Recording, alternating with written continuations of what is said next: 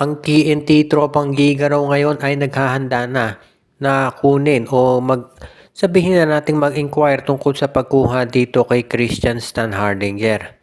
Dahil sa ngayon, alam natin na ang TNT Tropang Giga ang malaki nilang problema ay itong si Poy Eram hindi makakapaglalaro sa darating na season dahil ito ay merong ACL injury.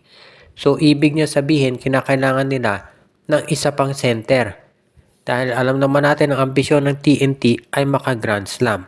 Kaya kung sakasakali na itong si Poy Eram ay talagang hindi makapaglalaro, kinakailangan kumuha ng panibago na big man nitong TNT at diyan papasok itong si Christian Stan Hardinger.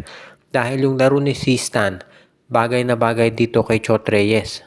Itong laro ni Stan Hardinger kasi ay masasabi nating pang inside presence talaga. At yan ang kinakailangan ngayon ng TNT dahil marami naman sila ng mga 3-point scorer. So pwede talaga na itong si Stan Hardinger, yan ang maging defender of course kay Junmar Fajardo. At yan din ang magiging low post threat nila. Kaya bagay na bagay itong si Christian Stan Hardinger dito sa TNT Tropang Giga. Kaya nga ngayon, sa tingin ko, kinakailangan na lamang gandahan nila yung offer dahil syempre, itong Terra Firma Jeep, yan ang may hawak sa rights nitong si Stan Hardinger. At alam natin, ang Terra Firma ay hawak niya ng SMC. At alam ng SMC kung ba't gustong kunin ng TNT itong si Stan Hardinger para makatulong dun sa Grand Slam bid nila. Kaya nga ngayon, kung ikaw ang TNT, kinakailangan magandang ibibigay mong offer para makumbinsi ang Terra Firma na bitawan mo na itong si Stan Hardinger. Kaya iyan ngayon ang magiging top objective nila ang makuha itong si Christian Stan Hardinger para masiguro na matutuloy yung Grand Slam nila. Ang isa pang team ngayon na nagre-ready na gumawa ng malaking hakbang para lumakas yung kanilang lineup ay itong NLEX Road Warriors. Base kasi dito sa mga reports na lumalabas, ito raw NLEX gusto na magkaroon ng legitimate championship contender run. Ibig sabihin gusto na nila na maging isang championship title contender. Ngayon para ito yung mangyari, marami kinakailangan idagdag dito sa NLEX. Unang-una, kinakailangan nila ng isa pang scorer para maka-assist kay Robert Bolick. Kabilang dyan sa mga options sa tingin ko si Joshua Monson. Pwede nilang isama yan mula dito sa Northport Batangpier. Isa pa, big man na kinakailangan nila. Pwede nilang kunin itong si Kay Marcarino o kaya naman dito sa darating na draft. So, yan dalawang bagay na yan ang kinakailangan nitong NLEX Road Warriors.